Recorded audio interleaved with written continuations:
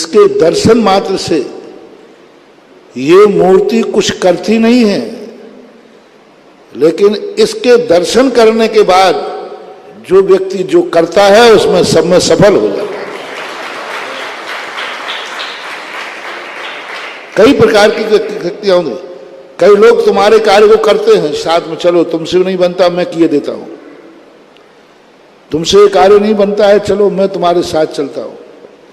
लेकिन ये मूर्ति कुछ नहीं करती, किसी के साथ नहीं जाती, लेकिन जिसको जो कार्य करना है और इस मूर्ति का ध्यान कर ले और यह मूर्ति यदि दर्शन दे दे तो जाओ तुम जो कार्य करोगे उसमें सफलता जरूर मिलेगी, क्योंकि इसकी मुद्रा बड़ी मंगल स्वरूप है। कभी कभी क्या होता है कि व्यक्ति की चेहरा, व्यक्ति की दृष्टि, व्यक्ति का एक ऐसा सौम्य रूप होता है जिसके देखना भी शगुन कहलाता है। इस कार्यक्रम के पुण्यार्चक हैं इंदु जैन, शिखा जैन, वेदांत जैन, मनु जैन, विजय जैन, मोदी नगर निवासी, अमेरिका। तो उस कार्य के प्रति आप लोगों की अरुचि हो जाती। इसी प्रकार 10 लाख क्षण धर्म, 10 लाख क्षण पर्व, 10 लाख क्षण धर्म में 10 धर्म होते हैं, 10 लाख क्षण धर्म नहीं होते। 10 लाख क्षण पर्व होता है। 10 लाख क्षण धर्म कभी नहीं कहना, 10 धर्म कहना। और जब पर्व की बात आती है तो 10 लाख क्षण पर्व है ये। तो इस 10 धर्मों के माध्यम से आप लोगों ने जो 10 दिन उत्साह दिखाया, तो लोगों ने, पूर्वजों ने ये सोचा कि इन लोगों ने 10 धर्म मनाए हैं या नहीं मनाए, 10 धर्म इन्होंने समझे हैं या नहीं समझे, 10 धर्मों का इनके जीवन में क्या प्रभाव पड़ा, इसकी परीक्षा लेना चाहिए। विद्यार्थी पढ़ता है, पढ़ने के बाद मास्टर ने पढ़ाया है और मास्टर को मालूम है कि विद्यार्थी ने पढ़ा है, लेकिन उसके बावजूद भी परीक्षा ली जाती है। मास्टर को ये पक्का मालूम है कि इन्होंने याद सुनाया है, बहुत अच्छा पढ़ा है, सब कुछ है, लेकिन परीक्षा लिए बिना संतुष्टि नहीं होती। तो इसी प्रकार से जैसे एक मास्टर स्कूल में पढ़ाने के बाद भी परीक्षा लेता है और प्रमाण पत्र परीक्षा का मिलता है, पढ़ाई का नहीं मिलता, उसको परीक्षा परिणाम फल बोलते हैं। जो उन्होंने पढ़ाई की है उसमें कोई प्रमाण पत्र नहीं, तुमने कितने घंटे पढ़ा, तुमने कितना याद किया, तुम कितनी मेहनत की है, इसका कोई प्रमाण पत्र नहीं है। और 3 घंटे जो आप परीक्षा देते हो वह प्रमाण पत्र है। 10 धर्म के बाद जो भी क्षमा वाणी शब्द लगा, ये परीक्षा है, ये परीक्षा फल है। 10 दिन तुमने वस्तुतः अपने परिणामों में निर्मलता की है या नहीं की, क्षमा वाणी पर ये परीक्षा ली जाती है कि आप वस्तुतः यदि क्षमा धर्म धारण किया है तो आप अपने दुश्मन से क्षमा मांगिए और क्षमा करिए। बहुत सारे लोग हमारे सामने जब झगड़ा होता है ना, तो हम उपदेश देते, देखो कसाय मत रखो, बोले महाराज जी नहीं रखूंगा। अब तुम लोग लड़ना मत, बोले नहीं लड़ूंगा। एक दूसरे का बुरा मत विचारना, बोले नहीं विचारूंगा। महाराज हमें अब से एक दूसरे से कोई मतलब नहीं रखूंगा। तो फिर ऐसा करो, अब क्षमा मांग लो। बोले महाराज जी देखो क्षमा तो नहीं मांगूंगा, हाँ अब मैं एक दूसरे के प्रति कोई बुराई, हाँ महाराज आपके उपदेशों का, क्षमा धर्म का मेरे ऊपर प्रभाव पड़ गया और हमने कसाय छोड़ दी, हम इसका कोई बुरा नहीं करेंगे, सब कुछ कर ले, और अब कहूँ क्षमा और मांग लो। महाराज जी देखो क्षमा तो नहीं मांगूंगा, क्षमा तो नहीं मांगूंगा, ये तो बात है। हाँ अब मैं झगड़ा नहीं करूंगा, मैं बैर भाव भूलता हूं, सब बैर भाव भूलता हूं। अरे मैंने कि भैया जब तू बैर भाव भूल गया तो क्षमा मांगने में, नहीं महाराज क्षमा तो नहीं मांगूंगा। तब मुझे पता चला, पहले मैं सोचता था क्षमा वाणी का मतलब क्या, क्षमा धर्म तो निकल गया, क्षमा धर्म के बाद क्षमा वाणी का मूल्य क्या रखा। तब मुझे अकल आई, अरे मैंने कही क्षमा धर्म पालन करना सरल है, क्षमा मांगना और करना कठिन है। कितने लोग बैर भाव छोड़ देते हैं, लेकिन क्षमा तो नहीं मांगूंगा। तो आचार्य ने कहा जो क्षमा धर्म धारण करके क्षमा नहीं मांग सकता है, वो ऐसा ही विद्यार्थी है कि पूरी साल भर बहुत अच्छी पढ़ाई की, बहुत बढ़िया पढ़ाई की, लेकिन परीक्षा तो नहीं दूंगा। पढ़ाई अच्छी की, सब एग्जाम, सब प्रैक्टिकल, सब टेस्ट, सब में बढ़िया रहा, बोले परीक्षा, बोले जब मैंने साल भर अच्छा पढ़ा है और गुरुजी को भी मालूम है कि मैंने सब चीजें सुनाई जो जो उन्होंने कहा, तो फिर परीक्षा क्यों ली जा रही, मेरे प्रेस्टीज का सवाल है। बोलो मास्टर साहब आपने जो याद कराया मैंने सब याद किया, बोले किया, पूरा मुझे ये याद है कि नहीं, बोले याद है, तो फिर मेरी परीक्षा, मैं परीक्षा तो नहीं दूंगा। बोलो पास का सर्टिफिकेट मिल जाएगा, नहीं मिलेगा। इसी प्रकार 10 धर्म महाराज मैंने क्षमा कर दिया ना, मैं अब कोई बैर भाव नहीं रखूंगा, मुझसे उसके कोई बिल्कुल भी महाराज मैं मन से वचन से निकालता हूं, तो वही क्षमा वाणी मांग तो ले, बोले क्षमा तो नहीं मांगूंगा। वो उसी विद्यार्थी के समान सब कुछ ज्ञाता होकर के उसके पास प्रमाण पत्र नहीं मिलेगा पास का, ज्ञान तो उसको हो गया, पूरे कैलाशों का, पूरे स्कूल का पूरा ज्ञान है, ज्ञान में कोई कमी नहीं आई, लेकिन प्रमाण पत्र नहीं है। इसी प्रकार से आप लोगों ने 10 दिन में क्षमा धर्म, माधव धर्म आदि सर्व धर्म अपनाए, बहुत अच्छे व्रत किए, बहुत भक्ति भाव से व्रत किए, बहुत पवित्र हुए, लेकिन परीक्षा दो, यानी आज क्षमा वाणी, और क्षमा वाणी का कोई पर्व नहीं है, पर्व होता तो कोई निश्चित दिन होता। कई लोग 14 को ही मना लेते, कई पूनम को मनाते, कई एकम को मनाते। क्षमा वाणी आज कौन सी तिथि है, तो कानपुर वाले 2 को मना रहे हैं, एकम है आज, और कई जगह अलग मना लेते, एकम को मना ले, कोई 2 को मना लेगा। जब अलग अलग मंदिर होते ना तो वो अलग अलग दिन निश्चित कर देते, कई जगह कहीं लेकर लेते, कोई अष्टमी। तो ये परीक्षा है, तो आज का दिन है परीक्षा का, आज का दिन है प्रमाण पत्र लेने का, कि मैंने 10 धर्म इतने बढ़िया मनाए हैं महाराज। प्रमाण पत्र क्या है महाराज, आज मैं अपने दुश्मन से क्षमा मांगने जा रहा हूं, और आज मैं क्षमा करूंगा। मेरा दुश्मन मेरे साथ कितना भी बुरा करे, कितना भी अनर्थ करे, लेकिन मैं आज क्षमा करूंगा। तो आज सबको ये विचार करना है क्षमा वाणी पर तुम्हारे साथ किसी ना किसी ने तो बुरा किया है, तुम्हारे साथ कोई ना कोई तो बुरा विचारता है तुम्हारा, कोई ना कोई तुम्हें वाचनिक दुख तो देता है, कोई ना कोई ने तुम्हारे प्रति कुछ बुरा तो किया होगा। ऐसा कोई भी व्यक्ति है नहीं है साल भर में जिसमें किसी ना किसी ने तुम्हें कष्ट ना दिया हो। सासू को बहू ने दिया होगा, बहू को सासू ने दिया होगा, देवरानी को जेठानी ने दिया होगा, जेठानी ने देवरानी को दिया होगा, भाई ने भाई को दिया होगा, बेटे ने पिता को दिया होगा, पड़ोसी ने पड़ोसी को दिया होगा। कुछ ना कुछ से किसी ना किसी से तुम दुखी जरूर रहे हो, या तो पड़ोसी ने तुम्हें दुख दिया, कोई ना कोई। आप उसकी लिस्ट बनाओ, इस साल भर में मुझे किस किस ने दुख दिया, मानसिक, वाचनिक, कायिक और संपत्ति आदि के, किस किस ने दुख दिए मुझे। किस किसने दुख दिए बराबर दो। तुमने किसको दुख दिया वो नहीं कह रहा हूं, तुम्हें किस किसने दुख दिया उनकी लिस्ट बनाओ।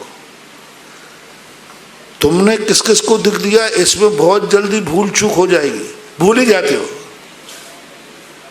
तुमने किस किस को दुख दिया ये जल्दी भूल जाते हो, लेकिन तुम्हें किस किसने दिया बोलो ना। हाँ मैं हमला, तुम्हें किस किसने दुख दिया ये तो कभी भूलता नहीं है। इसलिए मैं पहले कौन सी लिस्ट बनवा रहा हूं,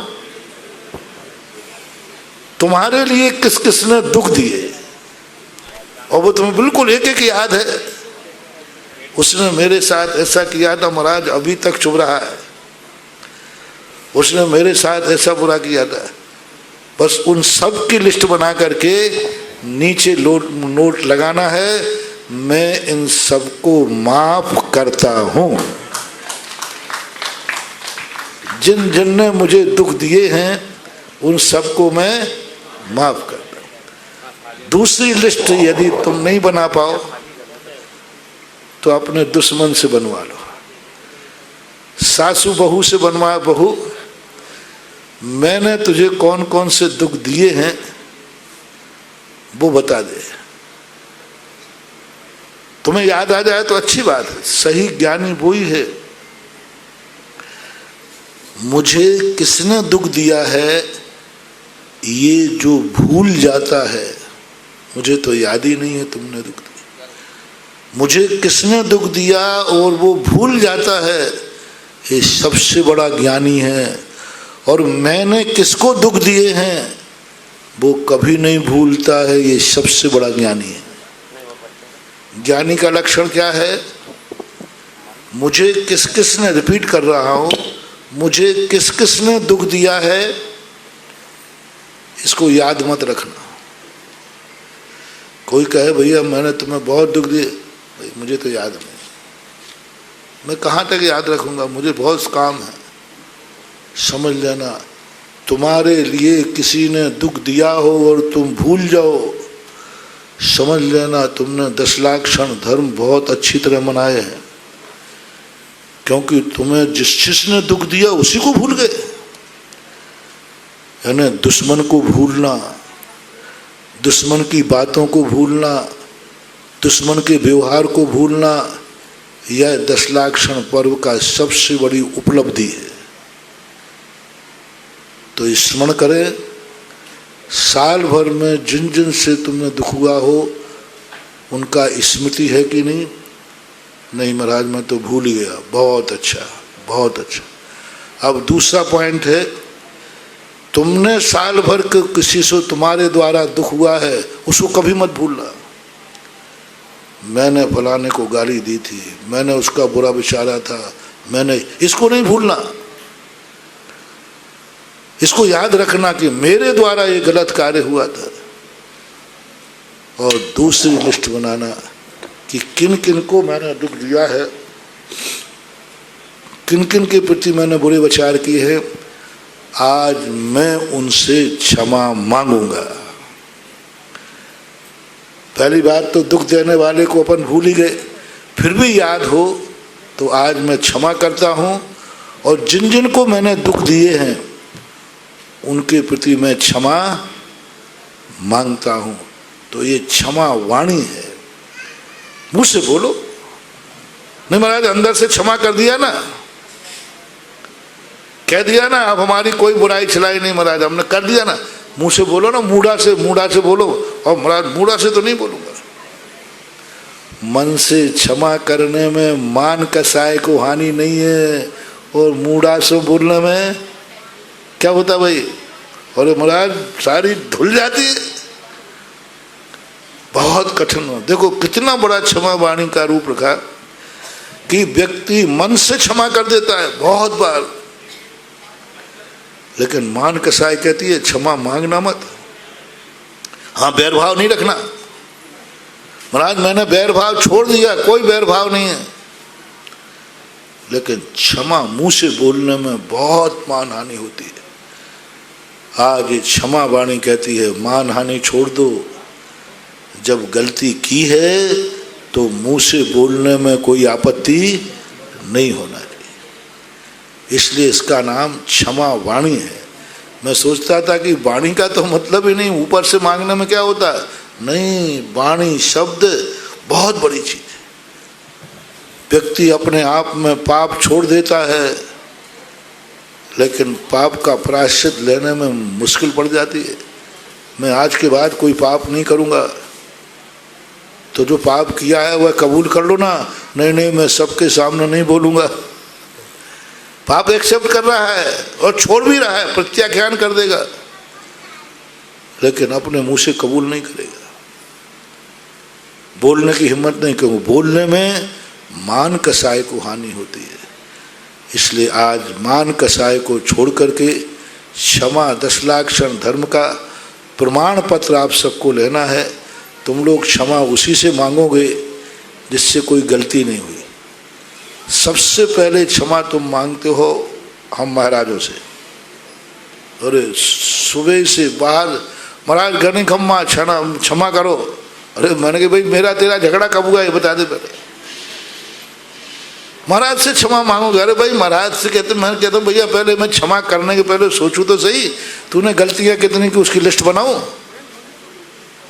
है हम गुरु से क्षमा मांग लेंगे, हम घर में क्षमा मांगेंगे, जो नियरेस्ट दोस्त है उससे क्षमा मांगेंगे, जिनसे हमारी साल भर में कोई खटपट नहीं हुई है उनसे क्षमा मांगेंगे। ये क्षमा वाणी नहीं है, क्षमा वाणी है जिनसे साल भर नहीं बनी है, आज से बनाना है। साल भर जिनसे नहीं बोले हो, आज बोलना है।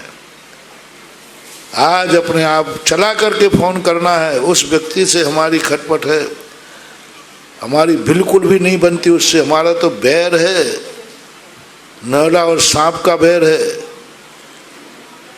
आज उसको मोबाइल करे और वो मोबाइल देख के, भाई कौन तुम?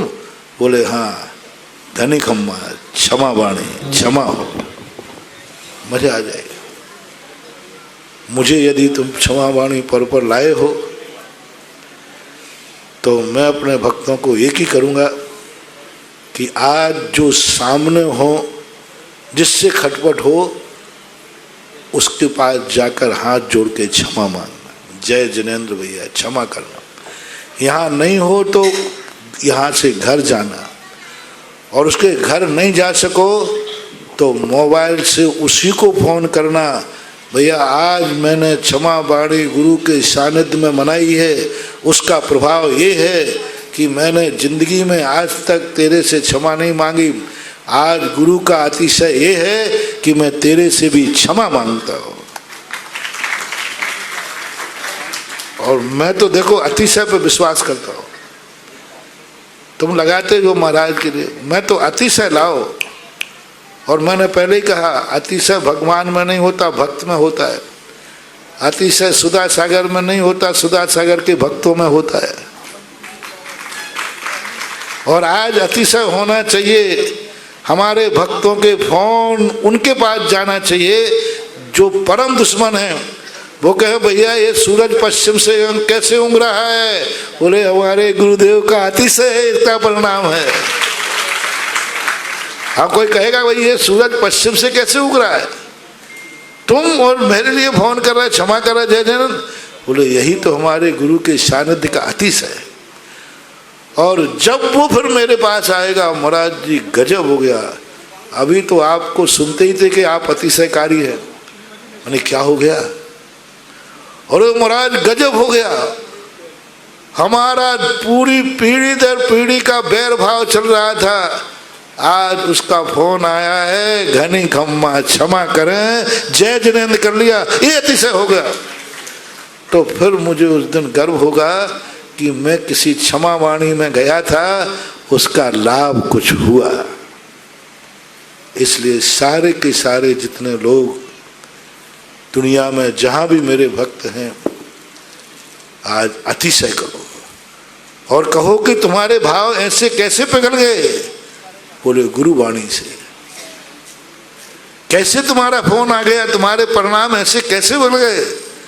तुमसे तो कई बार क्षमा, तुमने कहा नहीं मर जाऊंगा लेकिन क्षमा तो नहीं करूंगा, क्षमा तो नहीं करूंगा, नरकों ही में निपटूंगा पहले। ऐसा बीड़ा तुमने उठाया था कि जिंदगी में मर जाऊंगा लेकिन मैं इससे तो कभी संबंध नहीं बनाऊंगा, इसको तो क्षमा नहीं करूंगा। और आज क्या हो गया? तो उस दिन तुम गर्व से कहना ये मेरे गुरु की वाणी का प्रताप है। जो हमने क्षमा वाणी मैंने हर साल मनाई, लेकिन इस बार की क्षमा वाणी मैंने शादियों की सानिध्य में बनाई। और उन्होंने जो हमें वकील साहब, तुमने कर लिया ना उपद्रव हमसे बुलवा करके, सीधे साधे अभिषेक करते और पधारते तो शांति रहती। जो चल रहा था वो अब बुलवा करके हमने क्या कर दिया है? अच्छा किया कि बुरा किया भाई बताओ ना। अच्छा जीवन धन्य हो गया महाराज जी। मार्ग यही है, अपन पर्व मनाते हैं, कुछ प्रैक्टिकल तो हो। आज सबके लिए मेरा संदेश है, भारतवर्ष के लिए, आज हर व्यक्ति 10 लाख क्षण पर्व का प्रमाण पत्र जरूर लेगा और अपने दुश्मन को जरूर कैसे न कैसे करके जय जिनेंद्र जरूर करेगा। आज तो कंडीशनली आशीर्वाद है। हाँ वैसे तो दे ही देता।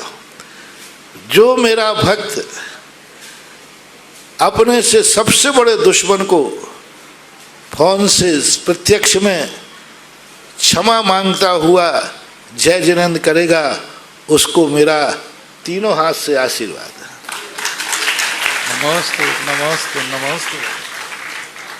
और बहुत बहुत फिर मैं समझूंगा कि मैं क्षमा वाणी में जाने से मुझे बहुत बड़ा लाभ हुआ कि आज तुम्हारा जो बैर भाव नरकों में निकलना था वो आज क्षमा वाणी में खत्म हो गया।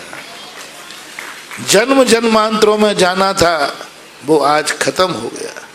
सम्यक दर्शन को मिटाने वाला तो बैर भाव था वो खत्म हो गया। सम्यक दर्शन को मिटा देते। एक दुश्मन के बैर भाव के कारण सम्यक दर्शन मिटा देते हो, एक दुश्मन के बैर भाव के कारण अपना स्वरूप मिटा देते हो, अपना गुणस्थान गिरा देते हो। दुश्मन के कारण गुणस्थान गिरे। राग भाव से गुणस्थान गिरता है तो मानो तुम्हारा स्वार्थ है, और द्वेष भाव से गुणस्थान गिरता है तो तुम्हारी मूर्खता है। राग भाव से तो इसलिए गिरा कि तुम्हारा लोभ था, तुम्हारा स्वार्थ था, तुम उसके लिए नहीं छोड़ पाए।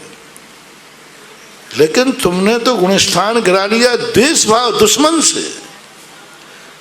राग आत्मीजनों से होता है, प्रिय वस्तु से होता है। ठीक है महाराज जी, मैं राग नहीं छोड़ सकता, मैं इनको बहुत चाहता हूँ, मैं ये वस्तु मुझे बहुत प्रिय है, ये है। लेकिन द्वेष तो दुश्मन से होता है ना। दुश्मन के निमित्त से गुणस्थान गिरा लिया, दुश्मन के निमित्त से बैर बना लिया, दुश्मन के निमित्त से दुर्गति को प्राप्त हो गए। ये बहुत बड़ी मूर्खता है। इसलिए आज क्षमा वाणी, जिनसे राग है उनसे नहीं मांगना, जिनसे द्वेष है उनसे मांगना। क्षमा जो है क्रोध का शमन करने वाला है। लोभ का तो चौथा दिन था। जिनसे राग है उनसे राग कम करना ये उत्तम शौच धर्म है। लेकिन जिनसे द्वेष है उनसे द्वेष कम करना उत्तम क्षमा है। तो आज का दिन जिनसे द्वेष है, मेरा यही कहना है, जिन जिन से तुम्हारे मन में द्वेष है उनके कारण गुणस्थान मत गिराना। दुश्मन के कारण गुणस्थान गिर गया तो तुम हार गए और दुश्मन जीत गया। वो यही चाहता था, यही चाहता था कि तुम बर्बाद हो जाओ। इसलिए वो तुम्हारे प्रति प्रतिकूल चलता था, तुम्हारे लिए क्रोध के अशांति के कारण मिटाता था, क्योंकि वो जानता था कि तुम्हारा अहित हो जाए। दुश्मन को सफल मत होने देना। तुम उससे जय जिनेंद्र करोगे दुश्मन फेल हो गया, तुम जीत गए, अब तुम्हारा कल्याण हो जाएगा, दुश्मन जीत गया। तुम समझ गए कि तुम हार गए, महाराज मैं झुक गया उसके सामने, नहीं नहीं, उसकी प्लानिंग फेल कर दी। वो चाह रहा था कि तुम इतनी कसाई करो, इतनी कसाई करो मेरे से, जिससे तुम जो धर्म कर्म करते हो वो सब मिट जा हो जाए, और तुमने जाकर क्षमा मांग ली, उसकी तो प्लानिंग फेल हो गई। उन्होंने कहा ये तो सुधर गया, ये तो क्षमा मांग ली, इसका तो कल्याण हो जाएगा। ये मान करके दुश्मन की प्लानिंग को सफल मत होने दो, मत होने दो उसको सफल। वो चाहता है कि तुम देश बना के रखो, और तुम्हारा पुरुषार्थ होना चाहिए मैं द्वेष नहीं, मैं तुमसे क्षमा मांगने आ रहा हूँ, और क्षमा मैं करता हूँ और मांगता हूँ। इसलिए प्रमाण पत्र आज सबको लेना है। मैंने कह दिया पढ़ाई का महत्व, ज्ञान तो तुम्हें हो जाएगा, लेकिन प्रमाण पत्र नहीं मिलेगा। 10 दिन के तुमने व्रत किए हैं, बहुत अच्छा किया, निर्जला हुई, सब कुछ मिला, लेकिन प्रमाण पत्र तो जब ही मिलेगा जब आप मूड़ा से बोलोगे धनी खम्मा, क्षमा करना। लेकिन किससे मांगना है आज? जिनसे खटपट है उनसे, जिन पे चटपट चलती है उनसे नहीं जिनसे खटपट है सबको आशीर्वाद। किसी भी क्रिया की अर्थ क्रिया समझो कि ये महोत्सव क्यों मनाए जाते हैं। अभी 14 को ही अपन ने अभिषेक किया था, आज क्यों? आज क्यों? 2 दिन पहले तो किया था, लेकिन मैंने पहले कहा भैया आप अभी परसों ही तो गया था तुम्हारे अभिषेक में, और कि महाराज वो अलग था, ये अलग है। अरे मैंने कहा अभिषेक तो अभी अलग है, फिर मैंने सोचा नहीं अलग तो है, और है ना अलग। उस दिन का प्रवचन अलग था और आज का प्रवचन अलग है। उस दिन का स्वाद अलग था और आज का स्वाद अलग है। उस दिन बहुत बड़े पुण्य की सामूहिक शक्ति बढ़ाना थी, और आज हमारी शक्ति जो घट रही है उसको रोकना है। सबके लिए आशीर्वाद। महावीर।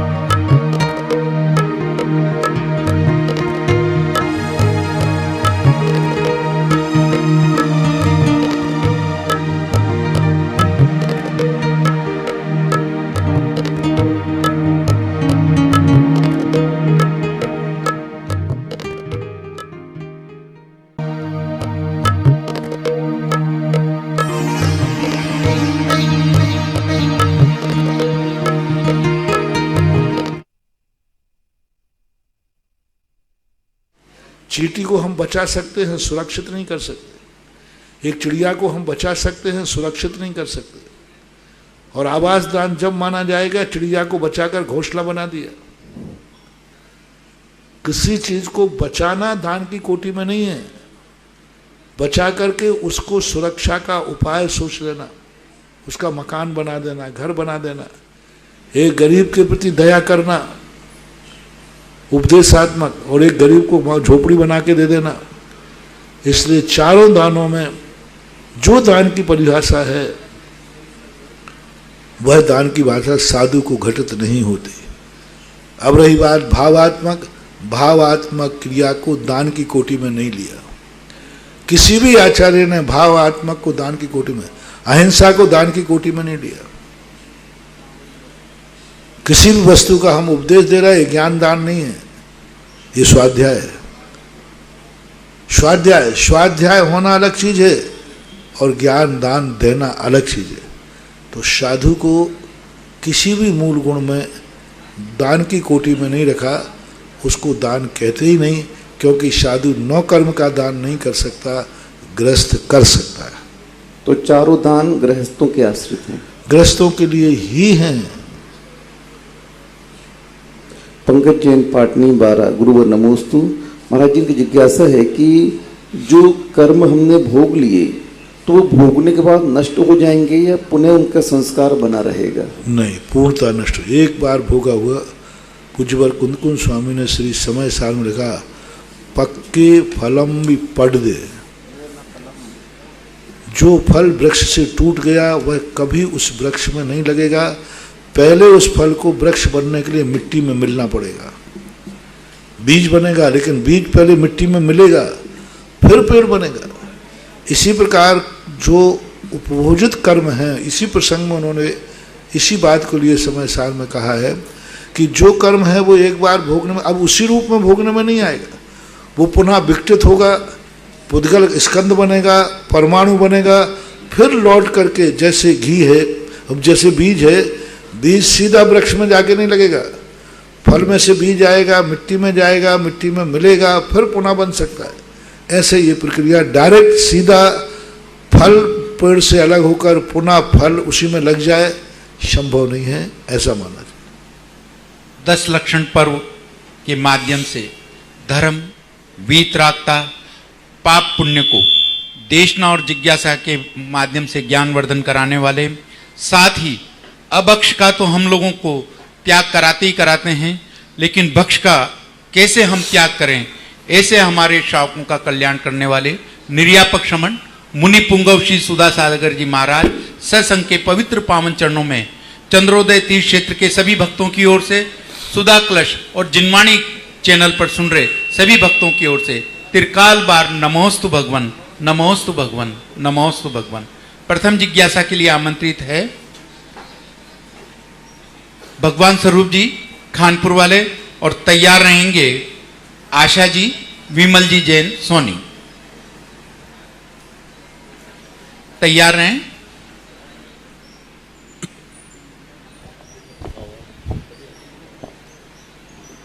गुरुदेव, मैं भगवान स्वरूप पदम कुमार, मेरा पूरा परिवार खानपुर व दिगंबर जैन समाज खानपुर व अग्रवाल समाज खानपुर की ओर से मेरे भगवान के श्री चरणों में त्रिकाल बार नमोस्तु नमोस्तु नमोस्तु भगवान। प्रभु, और मेरी इच्छा है, मेरी भावना है, मैं आपके श्री चरणों में रखना चाह रहा हूँ कि आपके बच्चे ने 10 उपवास आपके आशीर्वाद से, आपके सत्संग आशीर्वाद से संपूर्ण किए हैं। इस आयोजन के अंदर, इस उपलक्ष्य में मैं एक वात्सल्य भोज का आयोजन कर रहा हूँ। गुरुदेव, मुझे आपका शुभाशीष चाहिए कि काम सारा निर्विघ्नता पूर्वक संपन्न हो, प्लस हमारे चांदखेड़ी क्षेत्र के यात्रीगण, यहाँ के जितने भी निर्माण कार्य में काम लग रहे हो मजदूरगण, मैं सभी का मतलब जो है वात्सल्य भोज करवाना चाह रहा हूँ सर। मुझे आशीष प्रदान करो गुरुदेव। इसके लिए इसमें क्या पूछना।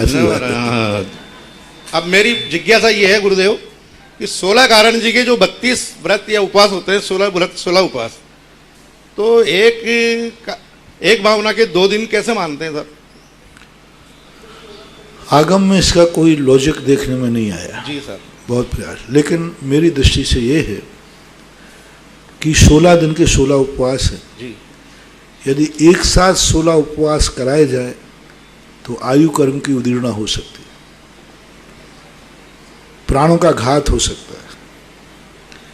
इसलिए एक दिन का गैप दे करके जो कराने की बात कही, जिससे ये सुलभता से सब लोग कर सकें। हालांकि कई लोग 32 उपवास भी करते पाए गए। अभी बताते, आसाम में एक महिला ने 32 उपवास किए इसी साल।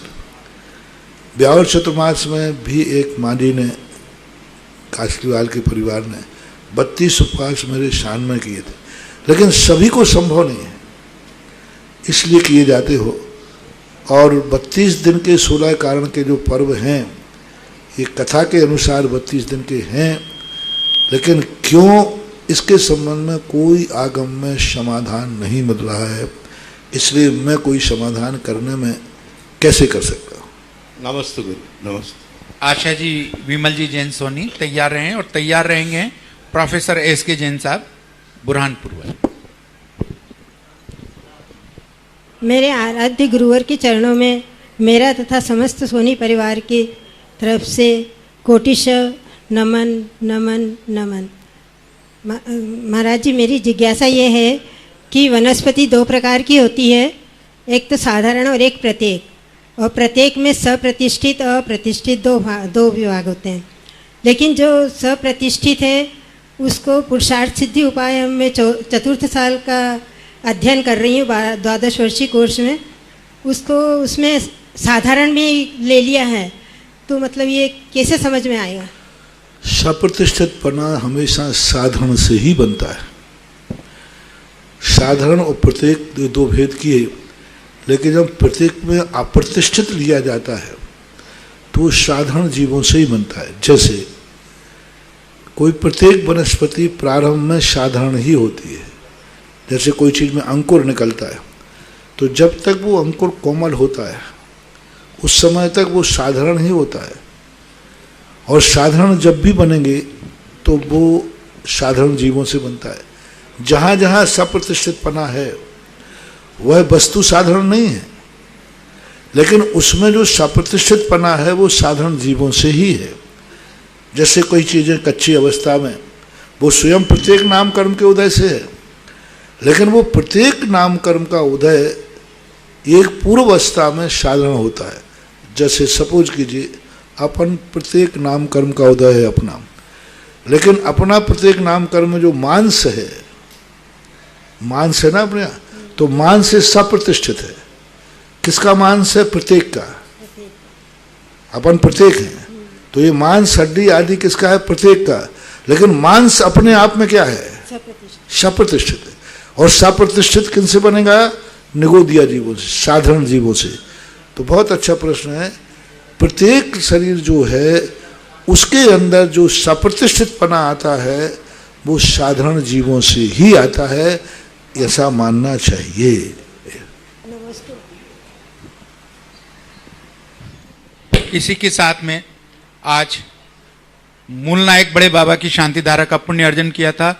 मनोहर लाल जी, चेतना देवी, सीए धर्मचंद जी जैन, श्वेता अनुप्रेषा, अनुभव, अशोक, अनीता, समझ शाह परिवार नसीराबाद वालों ने आज जो है भूगर्भ में शिला विराजमान करने का पुण्य अर्जन किया है। श्री अंजू जैन, ऋषभ जैन, रोहाना 5 शिला, श्री मुकेश जी, दिनेश जी अर्पित चेची वाले 11 शिलाएं, श्रीमान कमल जी, विमल जी, कमल जी, नितिन कुमार, अमित कुमार शाह, सम्यक उपान ठुकराई वालों ने भी 5 शिला का पुण्य अर्जन किया है। निवेदन प्रोफेसर साहब से। परम आदरणीय गुरुदेव सुधासागर महाराज के चरणों में नमोस्तु नमोस्तु नमोस्तु। महाराज जी, मेरा प्रश्न है, चंचल मन को भावों से कंट्रोल करने के लिए क्या उपाय करना चाहिए? जो मैंने किया वही करना चाहिए। या संसार विषय सुख होता, तीर्थंकर क्यों त्यागे, काहे खो शिव साधन करते, संयम सो अनुरागे। यदि वहाँ मन कंट्रोल हो गया तो बाबा जी बनने की जरूरत क्या थी? 24 घंटे आपाधापी में पड़े रहते हो, 24 घंटे में तव और मम में पड़े रहते हो, मन कैसे कंट्रोल होगा? ये मन, एक बार एक कुत्ता एक गड्ढे में गिर गया। एक आमा तीर्थ है सुदर्शन है, वो टैंक था, टैंक सूखा टैंक था। सुबह उसी समय में वहीं से निकला तो आवाज़ आई, मैंने उसको निकलवाया। पूरी रात भर वो टैंक में घूमता रहा। सुबह मैंने उसको उठवाकर बाहर रखा तो बाहर रखकर के वो घूम ही रहा है। बस यही दशा आप लोगों के मन की है कि 24 घंटे तो टैंक में रहते हो और फिर बाहर आके कहते महाराज ये मन कैसे कंट्रोल करें? तो संस्कारों के कारण से मन को कंट्रोल करना, संस्कारों उनको छोड़ना पड़ेगा, तभी संभव।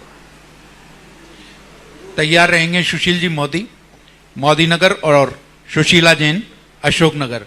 महानुभाव, जो गर्भगृह के अंदर विस्तार हो रहा है, जहां पर कि आज की तारीख के अंदर श्रावकों को बैठने का उपयुक्त स्थान नहीं मिलता, ऐसे गर्भगृह के विस्तार के अंदर जो भी महानुभाव रीम शिलाएं, 5 शिलाएं से पुण्य अर्जन करना चाहें, विस्तार के लिए नहीं, विस्तार के लिए तो पांड्या परिवार ने गए। इस गर्भालय के लिए अतिशय और एनर्जी प्राप्त करने के लिए, अतिशय और एनर्जी प्राप्त करने के लिए और पुण्य अर्जन करने के लिए जो भी शिला का पुण्य अर्जन करना चाहे, 5100 रुपए की एक शिला रखी गई है। 5 शिलाएं जो है 21,000 रुपए की निर्धारित की गई हैं।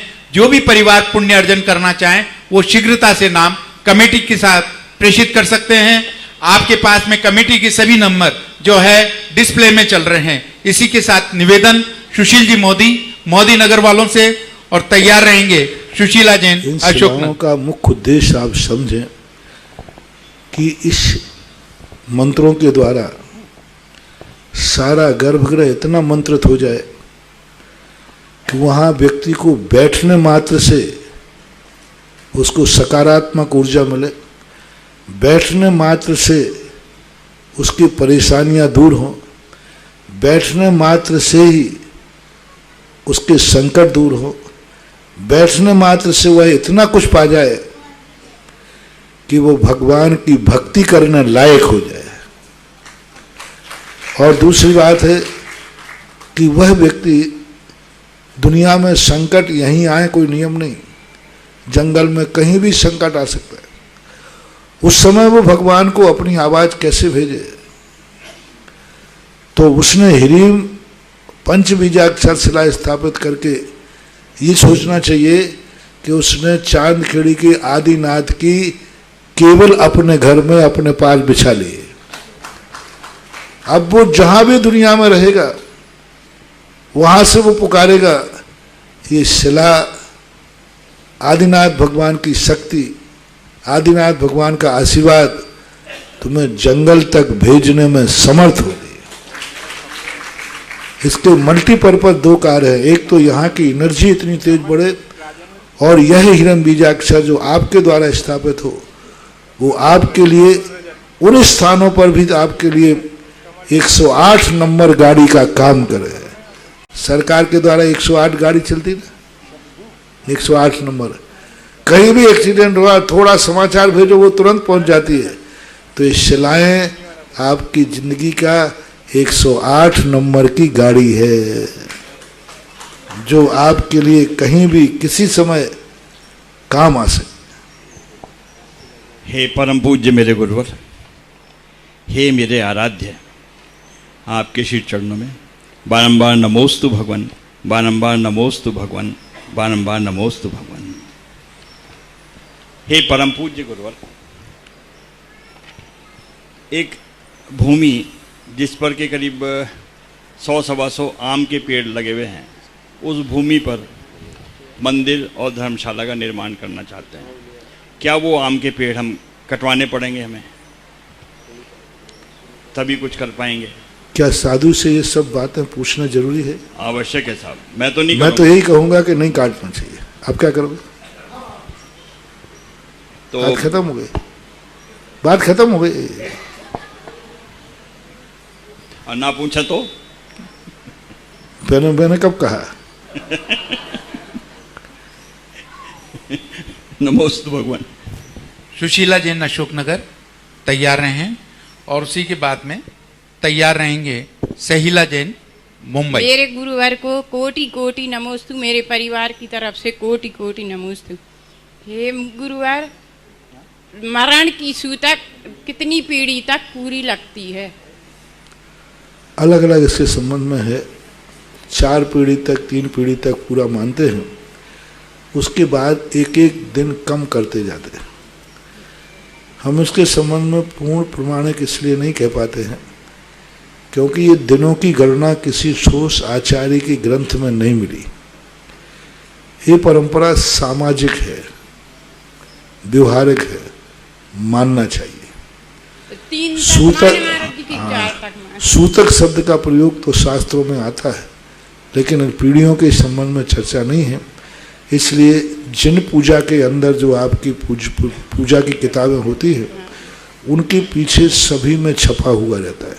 कहीं 3 लिखा है, कहीं 4 लिखा है। तो आपके वहाँ अशोकनगर में जो पूजा में की किताब में आप पूजा करते हो वो ही मान लेना चाहिए। नमोस्तु महाराज जी, नमोस्तु महाराज जी। मुनीषी के मुख से शिलाओं का पुण्य अर्जन करने का भाव देखकर सुनीता जैन, सनवालिया वाले निवाई वालों ने भी 5 शिला का पुण्य अर्जन किया है। इसी के साथ में श्रीमान मुकेश जी, दिनेश जी, अर्पित चेची वाले परिवार ने आज मुनिश्री का पड़गान कर असीम कालीन भक्तामर का भी पुण्य अर्जन किया है। 51,000 रुपए की राशि से देवादिदेव श्री आदिनाथ भगवान के समक्ष असीमकालीन भक्तामर विधान का पुण्य अर्जन किया है। इसी के साथ में श्री विमल कुमार जी, कमल कुमार जी, नितिन कुमार जी, अर्पित कुमार जी, सम्यक उपान ठुकराई वालों ने भी एक भक्तामर विधान का पुण्य अर्जन किया है। सतीश कुमार जी, सोनू जी, रामगंज मंडी वालों ने भी असीमकालीन भक्तामर विधान का पुण्य अर्जन किया है। श्रीमान ओम प्रकाश जी, शंभू जी, कमल, राजेंद्र, अतुल, रजत, नेमी वाला परिवार खानपुर ने भी आज पुण्य अर्जन किया है असीमकालीन भक्तामर विधान का। जिज्ञासा के लिए हेलो, 108 श्री मुनीश्वर के चरणों में बारंबार कोटि कोटि नमोस्तु नमोस्तु। महाराज जी, मेरा प्रश्न है कि उमा स्वामी महाराज जी के बारे में थोड़ा बता दो। उमा स्वामी महाराज, आचार्य उमा स्वामी महाराज, क्या पूछना चाहते हैं? मैं पूछना चाहती है कि उमा स्वामी महाराज को 2000 साल हो गए मोक्ष शास्त्र लिख के, तो उनकी दीक्षा किससे हुई? दूसरी शताब्दी के उपांत काल में इनका आविर्भाव हुआ। इनके संबंध में कहा जाता है कि पूज्यवर कुंदकुंद स्वामी के पट्ट शिष्य थे। कुंदकुंद स्वामी की परंपरा को इन्होंने आगे बढ़ाया, ऐसा कुछ इतिहासकार लोगों का कहना है। पूर्णतः कोई 2000 वर्ष पुराना कोई शिलालेख या उस समय के किसी आचार्य ने और आचार्य उमा स्वामी स्वयं ने अपना कोई परिचय कहीं दिया नहीं, और उस समय के आचार्यों ने कोई परिचय दिया नहीं। लगभग 700-800 साल बाद इंद्रनंदी एक सोतावतार कथा नाम की चीज लिखी गई, उसमें इन सबके परिचय प्राप्त हुए। उस शिलालेखों में इनका नाम पाया गया, जो भी 7वीं, 8वीं, 9वीं शताब्दी के बाद का है। उमा स्वामी महाराज के तत्कालीन समय का कोई ग्रंथ उनका अथवा दूसरे का अथवा कोई शिलालेख उनकी इस ऐतिहासिकता को सिद्ध नहीं कर पा रहा। लेकिन अभी वर्तमान में प्रश्न में यही है कि उमा स्वामी महाराज के शिष्य कुंदकुंद भगवान के शिष्य थे, उन्हों से इनको ज्ञान प्राप्त हुआ था। इनके संबंध में बहुत सारी चीज़ें हैं, इनको भी बहुत सारे गिद्ध पृच्छाचार्य इनको भी कहते हैं। इनके संबंध में भी आता है कि ये आकाश मार्ग से विहार कर जाते थे, कुछ औषधि आदि लेप इनके पास था। उमा स्वामी महाराज का कोई आयुर्वेदिक शास्त्र भी बताते हैं कि उन्होंने लिखा, लेकिन आज वर्तमान में उसकी उपलब्धि नहीं है। गिद्ध पृच्छाचार्य इनका भी नाम है। तत्वार सूत्र के बाद जो क्षेपक श्लोक आते उनमें गिद्ध पृच्छाचार्य द्वारा रचित तत्वार सूत्र ऐसा कहा जाता है। तो ये इनका परिचय हो, और विशेष ठोस परिचय तो उन्होंने खुद दिया नहीं, समकालीन लोगों ने दिया नहीं, इसलिए जो है वो यही है। नरेश जी जैन, महामंत्री चंद्रोदय, और तैयार रहेंगे हेमा सोनी, चांदखेड़ी। मेरे परम उपकारी गुरुवर के चरणों में मेरी ओर से, परिवार और चांदखेड़ी कमेटी की ओर से नमोस्तु नमोस्तु नमस्ते। मुंशी मेरा एक वो है कि 10 लक्षण के 10 पर्व बड़ी धूमधाम से 10 पर्व के रूप में हम मनाते हैं, और लास्ट में एक क्षमावणी पर्व है। ये क्षमावणी पर्व भी पर्व के रूप में मनाते हैं, और इसकी परंपरा किसी एकम के रोज मनाते हैं, किसी पहले मनाते हैं या बाद में, और इसमें कई जगह तो बड़े बड़े खामे करके सब उसको बुलाते हैं। तो आगम के अनुसार क्या क्षमावणी का पर्व का क्या? अभी आप लेट आए हैं, मैंने क्षमा वाणी के ऊपर 25 मिनट का प्रवचन दिया है अभी। उसमें पूरा इतिहास बताया, उसकी उपलब्धि बताई, क्यों मनाया जाने लगा और इसको कैसे मनाना चाहिए। अब हम मुझे 25 मिनट लगेंगे, 25 मिनट अब बचे भी नहीं, इसलिए क्यों ना हो, क्योंकि मैंने पहले कहा मैं कुछ भी बोलूँगा दोबारा वो पैक हो जाता है और तुरंत सारे विश्व में पहुँच जाता है। आपके YouTube पर पहुँच जाएगा, आप सुन लेना। और बताते हैं कि शायद अभी जिज्ञासा में भी चल गया है, और जिज्ञासा में चल गया है तो वो तो YouTube पर तो पहुँच ही गया। आप देख लेना पूरा इसका। हमने क्षमा वाणी क्या है वाणी शब्द इसको क्यों दिया, क्षमा का भी परिवार से और वाणी का भी बताया। ये क्षमा वाणी एक कितनी बड़ी शक्ति है। उत्तम क्षमा साल भर की पढ़ाई है तो उत्तम क्षमा वाणी उसका प्रमाण पत्र सर्टिफिकेट है। बहुत अच्छा दिया। लोग धर्म तो धारण कर लेते हैं लेकिन क्षमा वाणी नहीं। हमने उदाहरण दिया उसमें, किसी ने कहा भाई तुम लोगों में झगड़ा हुआ, देखो बैरभाव, महाराज जी बैरभाव नहीं करूंगा, आज से सब बैरभाव छोड़ता हूं, कोई विकल्प नहीं। तो फिर क्षमा मांग लो। अरे क्षमा तो नहीं मांगूंगा महाराज। अब देखो बैरभाव छोड़ दिया, महाराज क्षमा तो नहीं मांगूंगा। ये क्या है? इसलिए कहा क्षमा धर्म धारण करना तो पढ़ाई है और क्षमा वाणी बनाना उस पढ़ाई का प्रमाण पत्र है। और उसको हमने बड़े विस्तार से कहा। मैं वैसे सामान्य रूप से आपका अभिषेक देखने आया था, वकील साहब ने कह दिया। हालांकि वकील साहब ने प्रोशन के लिए नहीं कहा था, उन्होंने समस्या पूर्ति के लिए कहा था कि जब तक लोग नहीं आए तब तक महाराज जी आए।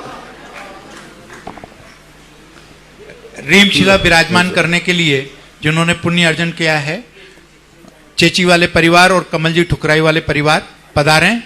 और इसी के साथ में मुनिश्री के अभी प्रवचनों से जो यहाँ के क्षेत्र के बहुत बड़ी सेवाएं जिन्होंने दी अपने जीवन पर्यंत, श्रीमान कोमल चंद जी, नरेंद्र कुमार जी, सुरेश कुमार जी, अक्षय पुजारी खानपुर वालों ने भी भावना भाई है 5 रीमशिलाओं की पुण्य अर्जन की। ध्यान रखना, एक कोमल पुजारी की 5 शिलाएं 5000 शिलाओं के बराबर हैं। मैंने पहले ही कहा कि आज क्षेत्र की जो शुद्ध आमना सुरक्षित है, मैंने सारे भारत, और वो मात्र एक कोमल पुजारी की बदौलत है। यहाँ की शुद्धि कोमल पुजारी की बदौलत है। धोती दुपट्टा के अंदर कितने लोगों से भिड़ा होगा, वे लोग मुझे सुनाते थे।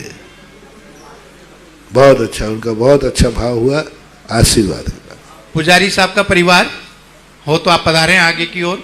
तैयार रहेंगे हेमा जी सोनी और किरण जैन ठुकराई। मेरे परम पूज्य गुरुवार आराध्य परम उपकारी गुरुवार के चरणों में मेरा कोटिशन नमन, कोटिशन नमन। मुनिवार गुरु, आपने कल समाधान में बताया था कि 12 वर्षीय कोर्स सभी को करना चाहिए और हमने इसके लिए बहुत प्रयास किया और सदस्य भी 25-30 सदस्य कर तैयार करे, परीक्षाएं दी, अंक भी अच्छे प्राप्त किए, लेकिन अब पिछड़ रही है कि अब आगे पढ़ाई नहीं करें। और हमने चतुर्वर्षीय परीक्षा के लिए अभी चतुर्वर्षीय परीक्षा दे रहे हैं, तो उसमें हमारे को अध्ययन भी ऋतुकला दीदी कराती है, नियमित होता है अध्ययन भी, और उसमें हमने अंक भी अच्छे लिए। तृतीय वर्ष की में 100 सबके आए हैं, 3-4 के। गुरुवार मेरी आपका आशीर्वाद से सभी परीक्षाएं अच्छी तरह जाए और अधिक से अधिक इसमें जिज्ञासा क्या है? जिज्ञासा क्या है? मेरी जिज्ञासा है गुरुवार कि प्रथम प्रतिमा के विस्तार से थोड़ा सा समझा दें। दूसरी प्रथम प्रतिमा जो है द्वितीय प्रतिमा का अभ्यास है।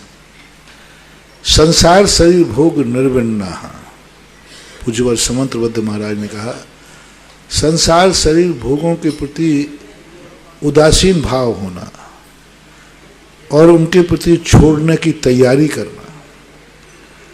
तो पहली प्रतिमा में वह सब कुछ साधना में करना चाहिए अभ्यास के रूप में, जो दूसरी प्रतिमा में किया जाता है नियम पूर्वक। पहली प्रतिमा के समय सामायिक करना शुरू करना चाहिए। ठीक है, कभी छूट जाती है तो कोई बात नहीं।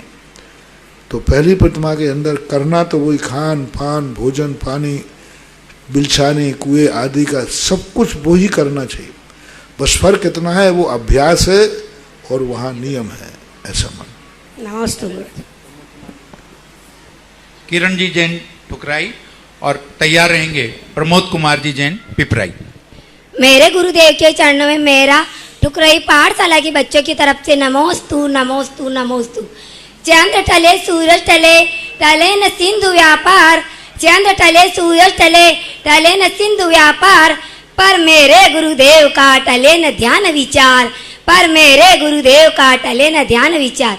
हे महाराज जी, मेरी ये जिज्ञासा है, जैसे बच्चों को पाठशाला में पढ़ाती हूँ, हमें सुने एक एक नियम देती हूँ खाने पीने का, आज बिस्किट मत खाना, आज चॉकलेट मत खाना, पर वो बच्चे का ये कहना है कि आप हमें एक एक नियम देते हैं, उस नियम का फल क्या मिलता है, तो उन्हें कैसे समझाएं? उसका फल उनको बताना चाहिए कि जो गंदी चीज़ें खाते हैं उनको मर करके गंदे स्थानों पर जन्म लेना पड़ता है। वो नीच कुलों में जन्म लेते हैं, वो नीच योनियों में जन्म लेते हैं, और जो गंदे खाते हैं वो गंदे रूप में। देखो, एक आपके मुख्यमंत्री अशोक गहलोत हैं, उन्होंने कहा कि महाराज जी मैं आलू प्याज नहीं खाता। मैंने क्यों नहीं खाते? आपको तो कोई परहेज नहीं, आप तो गहलोत है, माली जाति थे। बोले महाराज मैं जैन पाठशाला में स्कूल में पढ़ता था, तो वहाँ के मास्टर समझाते थे कि देखो जो नीचे जमीन के नीचे के फल खाते हैं यानी आलू प्याज, वो कीचड़ में रहते हैं, गंदगी में रहते हैं, तो जो उनको खाएगा उसका दिमाग और जीवन भी गंदा होगा। और वो अंधेरे में रहते हैं तो अंधकार में जीवन होगा, उनके पैर मजबूत होंगे, मजदूरी मिलेगी उसको जो जमीन के। और जो ऊपर के फल खा रहे वो प्रकाश में रहते हैं, ऑक्सीजन में रहते हैं, उनको गंदगी छू भी नहीं पाती हवा में जिस प्रकार। तो ऊपर वाला फल जो खाएगा वो सारे संसार में ऊपर पहुंचेगा। बहुत अच्छी बोल भाई, स्वच्छ रहेगा, पवित्र। बच्चों को समझ में आया, देखो एप्पल में कोई गंदगी है क्या? बोले नहीं है। देखो कितना ऑक्सीजन में प्रकाश में रहता है। तो जो ऊपर के फल खाएगा उसका जीवन प्रकाशमय होगा, और जो जमीन के नीचे का फल खाएगा उसका जीवन अंधकारमय होगा। बोले बहुत छोटी अवस्था में था, लेकिन वो बात ऐसी बैठी कि आज तक उसको खाते समय ध्यान आता है, अंधकार में खाए ही। तो बच्चों को ऐसा समझाओ कि जो उनकी समझ में आ जाए। अच्छा। और उनको ऐसे लॉजिक दो जिससे वो भयभीत हो जाए, ऐसे लॉजिक दो जिससे वो प्रभावित हो जाए। तो ऐसा देना। श्री स्वरूप जैन, मंजू ब्रह्मचारिणी, सीमा चंचल, पुनीत शिवपुरी ने भी 5 शिलाओं का पुण्य अर्जन किया है। तैयार रहेंगे प्रमोद कुमार जी जैन, पिपराई। और इसके बाद में तैयार रहेंगे कुमारी वंशिता जैन, सिरोंज। महाराज जी मेरा और मेरे परिवार की ओर से कोटि सा नमोस्तु नमोस्तु नमोस्तु। महाराज जी आगम में बताया गया है फत्तर एक इंद्रिय जीव है और फिर प्रतिमाएं बनी जाती है ना। तो तुम्हारा शरीर भी एक इंद्रिय जीव है, तुम्हारा शरीर बनता है। तो ऐसा कोई भी चीज नहीं है दुनिया में जो जीवों से रहित हो। और जीवों के रहित तो कुछ भी नहीं। पैर रखते हो, अभी मैंने एक बार प्रश्न दिया था, जो श्वास लेते हो ना, असंख्यात जीव जब मरते हैं तब तुम्हें आधे मिनट जिंदा रहते हो। श्वास में जीव, अग्नि में जीव, वायु में जीव, जीवों की तो है ही उपलब्धि। लेकिन एक जीव पाप के लिए मर रहा है, मारना पड़ रहा है, और एक व्यक्ति धर्म के लिए मारना पड़ रहा है। दोनों में। एक मकान की नींव खोद रहा है जिसमें संसार बसेगा, एक मंदिर की नींव खोद रहा है जहाँ संसार कटेगा। तो पाप तो दोनों में हुआ, लेकिन एक में सावध ले सौ बहु पुण्य रासो। दोष तो लगा, लेकिन पुण्य कितना बड़ा हुआ, लाभ कितना बड़ा हुआ। एक इंद्रिय जीव की विराधना मूर्ति में हुई, लेकिन कितने इंद्रिय जीवों ने उससे सम्यक दर्शन प्राप्त करके अपने पापों का क्षय किया। उस मूर्ति के दर्शन करने से कितने लोग एक इंद्रिय पर्याय में जाने से बच गए। पहले सजा दी जाती थी चौराहे के ऊपर, क्यों सजा दी जाती चौराहे पर? क्यों? उसकी सजा को देख करके अनेकों लोग अपराध करना छोड़ देते थे। तो उसी प्रकार मूर्ति में जीवों की विराधना हुई, लेकिन कितने जीव उसका दर्शन करके जो एक इंद्रियों में मर के जाते, वो एक इंद्रियों में अब नहीं जाएंगे। तो लाभ भी सावध लेशो बहु पुण्य राशो, लाभ भी होता है। पाप के लिए पाप करना आरंभ और परिग्रह में आता है। धर्म के लिए कुछ अशुभ हो जाता है, सावध होता है, तो वह क्षम्य के योग्य होता है।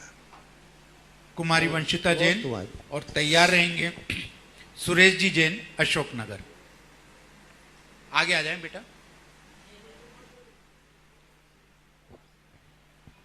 नमोस्तु महाराज जी, मेरी ये जिज्ञासा है, एक जीव के कैसे भाव होते हैं 11वें गुणस्थान से नीचे आते समय? 11वें गुणस्थान के नीचे आने के दो कारण, परिणाम पक्षीण और कर्म का उदय और काल का क्षय। कर्म का उदय और काल का क्षय एक ही रूप है। काल पूरा हो जाने से उसको नीचे गिरना ही है, क्योंकि वो उतनी देर का लिए एग्रीमेंट था। और कर्मों का उदय आ जाने का अर्थ है काल का उतने देर के लिए उसने कर्म रोके थे। दूसरा होता है कभी कभी अकाल में नीचे आ जाता है, तो आयु के क्षय से।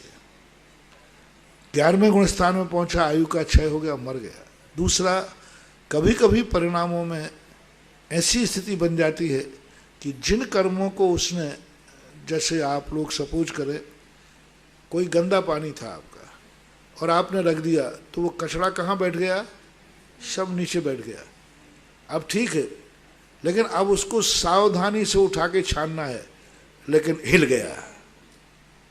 अब हिलाने के लिए उठाया था कि हिल गया अपने आप ने। तो इसी प्रकार कभी कभी जिन कर्मों को उन्होंने एक अंतर मुहूर्त के लिए अंदर रोका था, वे कर्म कभी कभी सावधानी असावधानी पूर्वक डिस्टर्ब हो जाते हैं, तो बीच में भी वह जीव गिर करके नीचे आ जाता है।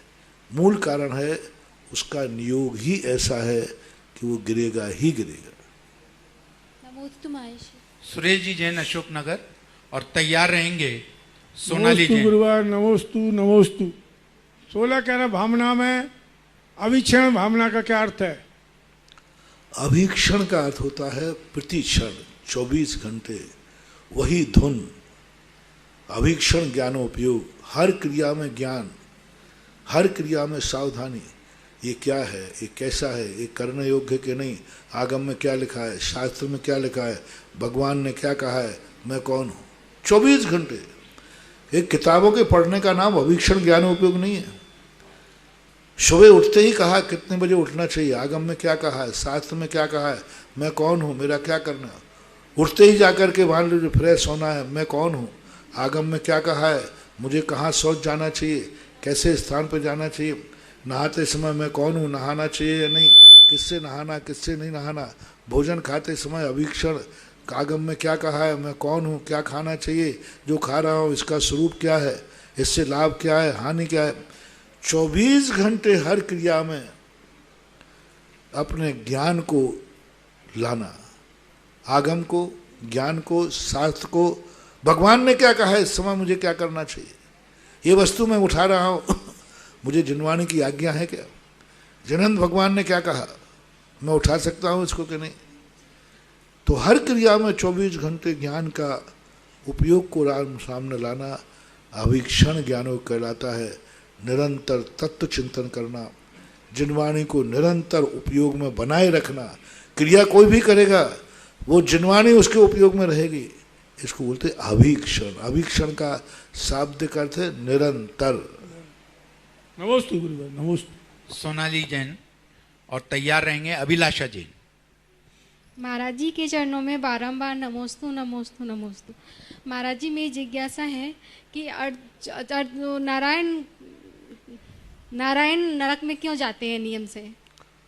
अर्धचक्री के संबंध में ऐसा नियोग है क्योंकि वो पूर्व भाव में निदान करके बनते हैं। निदान यानी वो अपने धर्म को संसार के उपयोग के लिए लगा देते हैं। जैसे रावण था, अर्धचक्री था। अब वो क्या है कि उसने सारा का सारा धर्म पूर्ण कहा, मुझे संसार का वैभव मिले। धर्म से संसार बढ़ाते हैं और उनको निदान बोलते हैं। एक भाव पहले ही उन्होंने इस प्रकार का संकल्प किया कि उनको नरक जाना पड़ता है। श्री कृष्ण क्यों गए नरक में? श्री कृष्ण क्यों गए नरक में? अब इस संबंध में तो मैं कुछ बात को, अलग अलग बातें हैं, अलग अलग विचार किया जाता है। कोई भी चीज को ऐसा मत बोलो जो किसी के आस्था का केंद्र हो। हमने रावण का उपाय दे दिया, इससे आपको समझ में नहीं आई, लगता है आपकी अकल चुटैया में है। चावल हंडी के एक चावल को देख करके हंडी बात कही जाती है। जो किसी के आस्था का केंद्र हो, अंधे से अंधा कहो तो तुरते ही जय है टूट, धीरे धीरे पूछ लो कि कैसे गई थी फूट। तो ऐसी चीज़ों को नहीं लेना चाहिए अपने मुंह से जो किसी के आस्था के केंद्र हो। एक सार्वजनिक मंच है, एक विश्वव्यापी मंच है, एक आस्था के केंद्र पर किसी को दुख हो, ऐसे नाम को आपको नहीं बोलना चाहिए, ठीक नहीं है। अभिलाषा जैन अंतिम जिज्ञासा की। नमोस्तु गुरुदेव, नमोस्तु गुरुदेव, नमोस्तु गुरुदेव। आचार्य श्री की पूजा में आता है कि भोगों को इतना भोगा कि खुद को भी भोग बना डाला, साध्य और साधक का अंतर मैंने आज मिटा डाला। मैं चिदानंद में लीन रहूं, पूजा का यह फल पाना था जिसके द्वारा वह मिल बैठा मुझे ठिकाना। आचार्य श्री इसका अर्थ बताइए महाराज जी। इसका अर्थ मैंने उत्तम ब्रह्मचर्य व्रत के दिन बताया था। उस दिन बताया था कि जो संसार के भोगों से अतृप्त होकर के अपनी आत्मा को ही विषय बना लेता, आत्मा को ही, भोक्तृत्व तो आत्मा का गुण है, और वो अपने आप में इतना लीन हो जाता है कि पर वस्तु की उसे जरूरत नहीं पड़ती। जो गरीब होते हैं, भिखारी होते हैं, वे पर वस्तु से अपनी जिंदगी चलाते हैं। जो अमीर होते हैं, शहंशाह होते हैं, महाराज होते हैं, उनके पास स्वयं का इतना माल होता है कि दूसरे की उनकी तरफ दृष्टि भी नहीं जाती। इसलिए वो एक आध्यात्मिक परिणति है, आध्यात्मिक दृष्टिकोण है। उज्ज्वल कुंद भगवान ने स्पष्ट कहा कि तुम पर की तरफ दृष्टि रख रहे हो, वो तो पर वस्तु है, स्वयं कम है क्या? अपने आप का वैभव कम है क्या? अपने आप को भी यदि हम देखते हैं तो अपने आप का वैभव अतुलनीय है जो अपने आप में है। एक आध्यात्मिक दृष्टिकोण की यही परिणति होती है, और उस दिन मैंने बड़े विस्तार से बताया था, उस दिन का सुन लेना। जिनवाणी स्तुति के पूर्व कौन पुण्यशाली जीव होगा जो